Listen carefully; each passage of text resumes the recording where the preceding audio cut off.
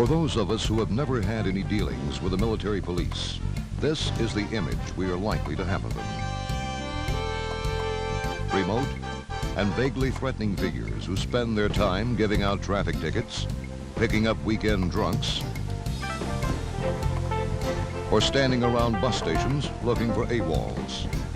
In other words, tough cops. But such impressions are misleading. There is far more dimension to the world of the military police, today as well as in the past. Its dimension that has grown out of the remarkable diversity of missions military police have been called on to perform throughout their proud history. In this film, we're going to take a look at the origins of this soldier and find out why the Army needs a military police corps. We'll discover where the military police have been, where they are today, and where their future history may be heading.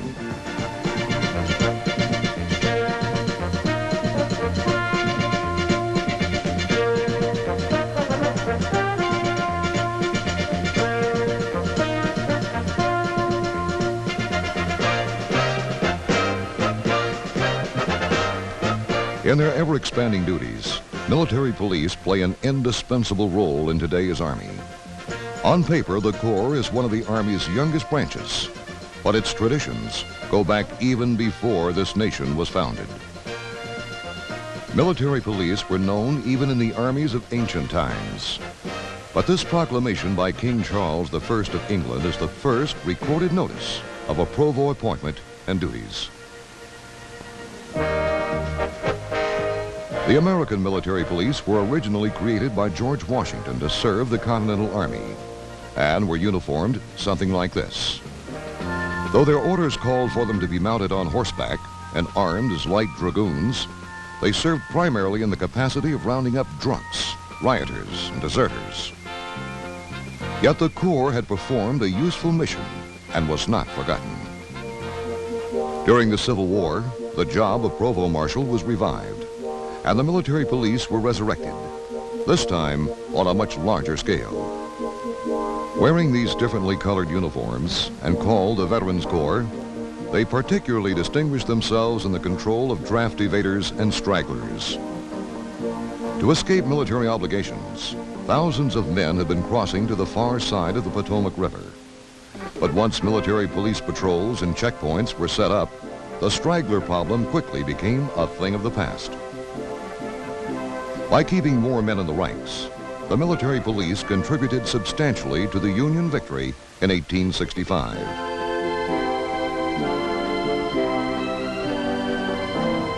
In subsequent smaller conflicts, such as the Spanish-American War, individual commanders simply assigned men in their units to function as military police. Yet the value and need for military police was never again questioned.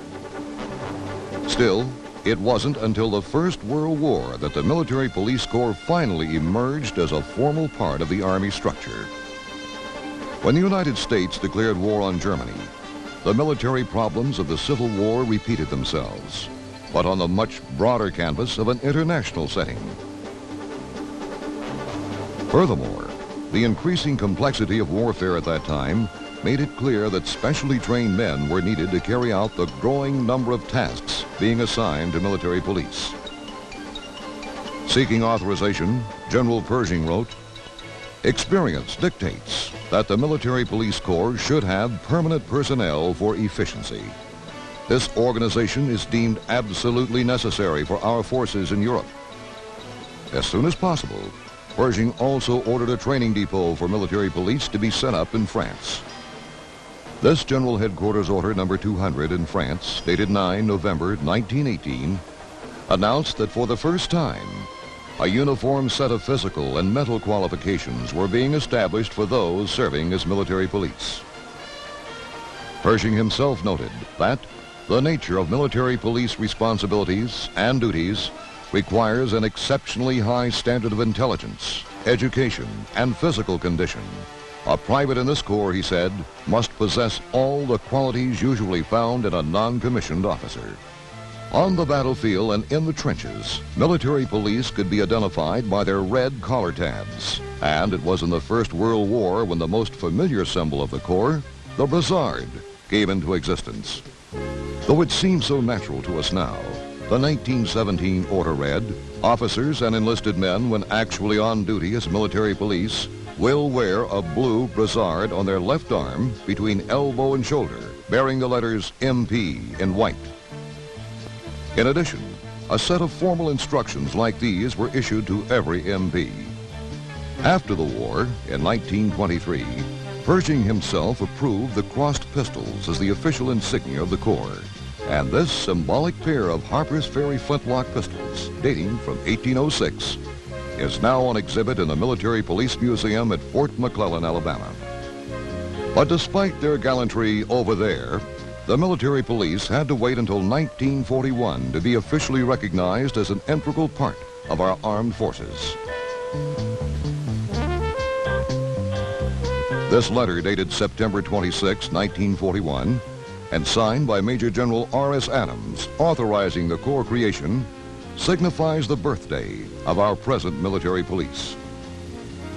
Soon after, World War II was upon us, and military police ranks expanded rapidly to keep up with the global scale of the conflict. The long arm of the Corps soon encircled the earth, and military police found themselves moving traffic on the tortuous Burma Road. Landing on Normandy beachheads to support amphibious operations, and managing enemy prisoners of war everywhere from Italy to the South Pacific. The men of the Corps often performed as engineers and fought as infantry.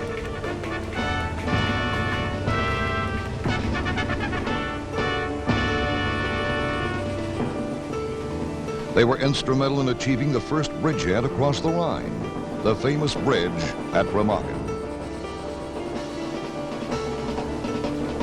A presidential citation recognizing the MP's extraordinary gallantry there reads in part, "This sector was the target of 24-hour-a-day artillery, air, and even V-2 attacks. Unable to take cover under the murderous fire, the MPs remained at their posts on the ridge, though casualties among them mounted each day. It was the cool and capable direction of the military police which ensured the crossing of troops and supplies vitally needed to establish the bridgehead. They kept the bridge open with a magnificent display of courage and devotion to duty during those crucial 5 days that the bridge remained standing. Remagen was surely one of the Corps' finest hours." At peak strength in World War II, over 200,000 men were serving as MPs, proving many times over to be more than a white glove operation. What's more, this time their job didn't end when the last shot was fired. Commanders now recognize the contributions military police could make. And for the first time in our nation's history, the Corps became a part of the peacetime force structure. In the years that followed World War II, they came to play an important role in the occupied lands. In many instances, military police were the first forces to move into these areas, where they fostered trust and respect for U.S. military presence. Military police saw to it that food was distributed fairly among the masses of European refugees in bombed-out cities. Often serving as the only form of local authority, they worked to combat the problems of crime and black marketeering in these ravaged areas. Later, in support of local provisional governments, they were often called upon to maintain law and order during the civil disturbances of these troubled times.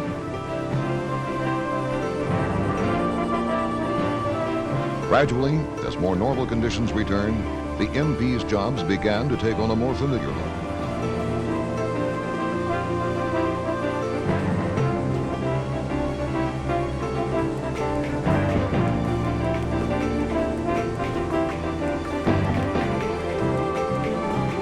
This unit was assigned to policing Germany's Autobahn.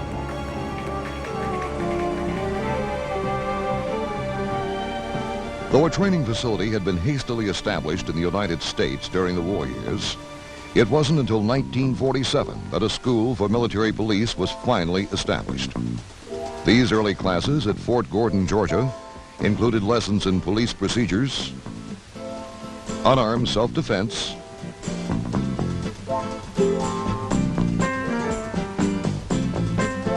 and of course, traffic control. Many of the persons who trained here later saw their first action in the Korean conflict, a limited and frustrating police action that tested our Army and our nation.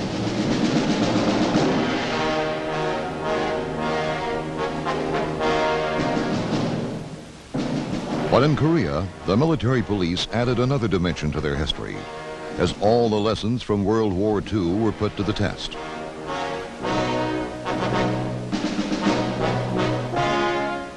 While some military police units spent their time fighting skirmishes to keep the supply routes open, others worked to direct truck convoys over a most difficult network of roads, a task that at one time required 80% of the MPs in Korea. As the conflict wore on, many of the same MPs were switched to the entirely different task of supervising rapidly filling enemy prisoner of war camps, where security, welfare, and services now became their primary concern. Even long after hostilities had ceased, military police remained on duty in Korea, patrolling the demilitarized zone and monitoring the exchange of prisoners. The history of the military police corps has always been characterized by expanding responsibilities with each succeeding war. One reason why the corps has been such a dynamic arm of the service. In Vietnam, military police had to once again adapt themselves to an entirely different style of warfare, and in doing so, managed to forge a whole new style of performance. Some found themselves conducting river patrol operations in the Mekong Delta. Others trained Republic of Vietnam soldiers in military police duties.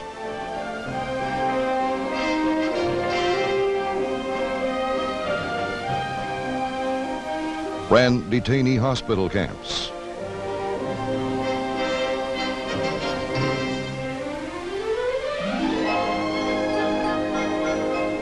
Conducted interrogations.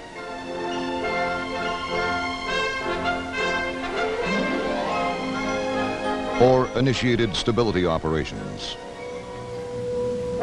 They are probably most remembered, however, for their actions during the year of the Tet 68 offensive.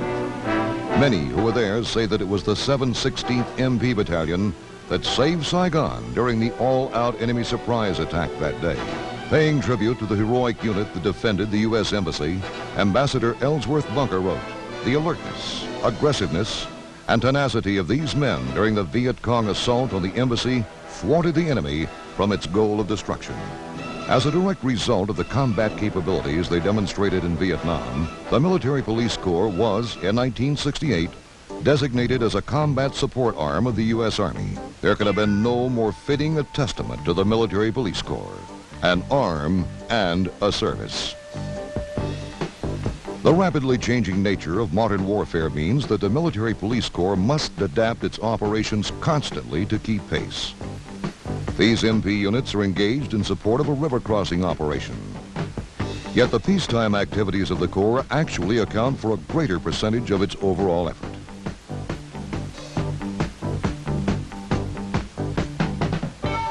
And have been the source of most of the Corps' recent growth toward new responsibilities. Normally, MPs have the mission for maintaining law and order only in areas of military jurisdiction. But if requested by civilian authorities and directed by the President, they may also take a hand in quelling civil disturbances. The MP's ability to deal effectively with these situations, to break them up without injuring anyone, isn't just a matter of good luck.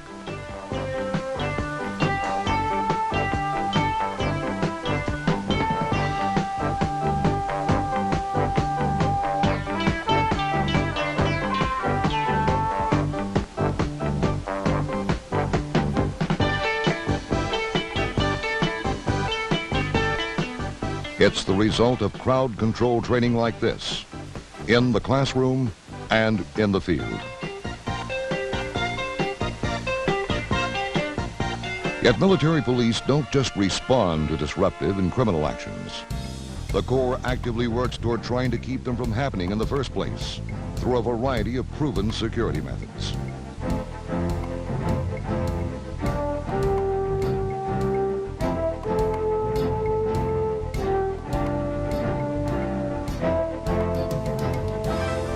There are military police investigators trained to ferret out more sophisticated crimes, such as computer forgery of cargo documents. Military police have the responsibility in their crime prevention program for protecting both life and property, and do so through their extensive training and experience in the police sciences. On many posts, military police physical security inspection teams are assigned to advise company commanders on both arms room and area security measures. But since not all crimes can be prevented, military police have to be equipped to investigate and solve them as well. Throughout the military, there are military police investigators who handle local problems, such as theft cases. This private has been accused of stealing and selling another soldier's stereo set. For more serious crimes, grand larceny or felonies, the CID special agents take over. Many of them began their investigative careers as military police. Some have even trained to become specialists in the use of the polygraph, better known as the lie detector. When necessary, military police investigations are backed up by the Criminal Investigation Laboratory. Manned by experts in criminalistics, these modern facilities provide services like ballistic and chemical analysis reports for military police units all over the world. Those military men arrested and convicted of crimes soon find themselves amidst another whole area of military police jurisdiction: corrections. The military police administer an extensive network of facilities, which include the installation detention facilities at several posts in the United States. The United States Disciplinary Barracks at Fort Leavenworth, Kansas, and the Retraining Brigade at Fort Riley, Kansas. Each of these facilities is designed to handle a different kind of problem soldier. But at them all, the Corps disciplinary approach is directed toward rehabilitation and correction, rather than the punishment of these offenders. Inmates receive frequent counseling from military police personnel who have received training and counseling techniques in order to accomplish this job. While other branches of the Army deal with things, the military police is primarily concerned with people. That's what makes the Corps such a unique part of the service. Other Corps members here teach or supervise the extensive vocational training programs, which are designed to enable inmates to find a responsible place in military or civilian society upon their release.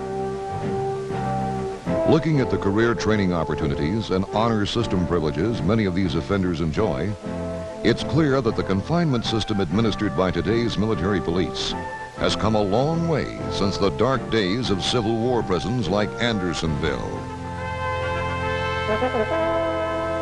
Even in their most conspicuous role, traffic enforcement, there's a lot we don't realize about the MP's job. They're not riding around in that patrol car just looking to give you trouble. They're looking out for trouble. Part of the MP's duties are to know and provide useful information about the post where they're stationed.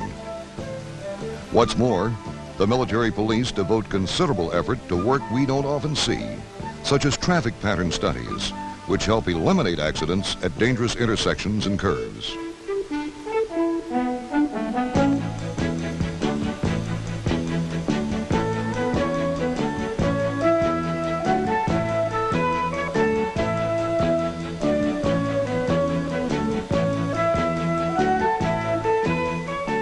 Individual MPs have to know how to safely clear an accident scene.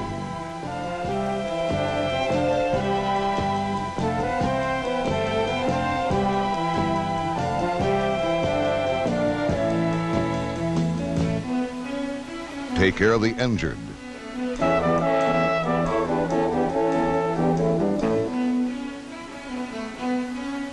and interview witnesses in order to get the facts. Their two greatest weapons are probably diplomacy and tact.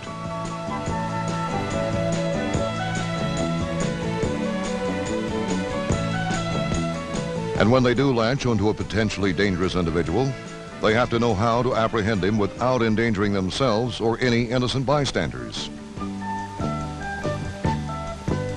The continuing evolution of MP duties has changed training procedures a great deal since even the days when school classes looked like this.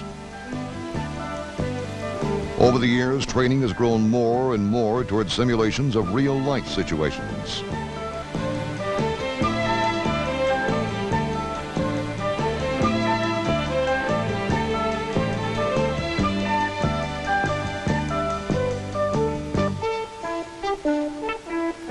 At Fort Gordon in the 60s, an entire mock village known as MP City allowed trainees to experience close approximations of what they would soon be dealing with in actuality.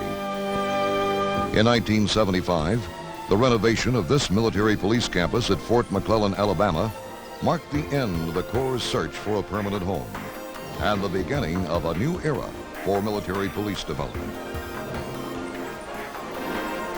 Though MP training today still includes a few basics from the past, such as hand-to-hand combat skills, students at the Military Police School now have available realistic training facilities on a large scale. A modern, fully equipped MP headquarters with its own mock detention cell, a military courtroom, a traffic accident investigation site, mock confinement facilities,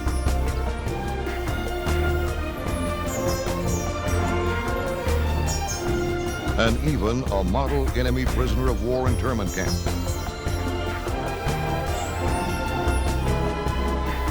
Today, the history of the military police is about to move forward toward perhaps its most dynamic chapter.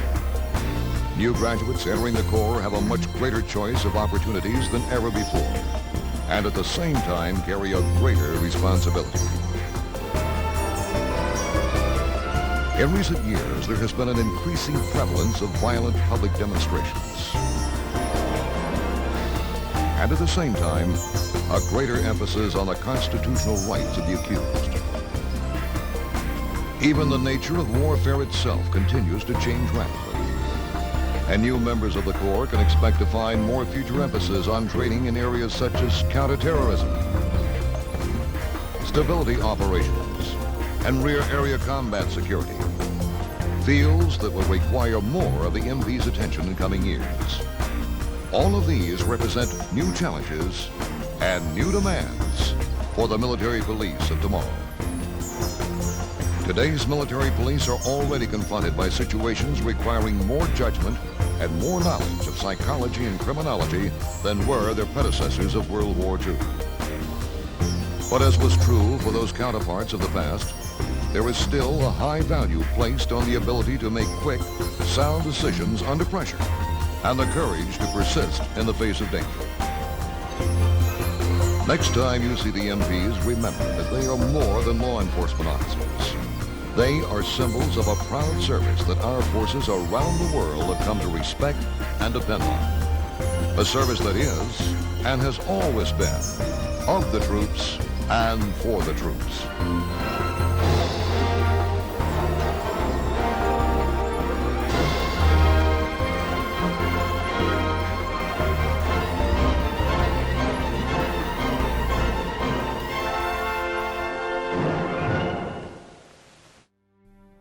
Thanks for watching. If you'd like to help us produce more compelling historical content like this, please like, comment below, and share this video with fellow history buffs. And of course, be sure to subscribe to help keep history happening.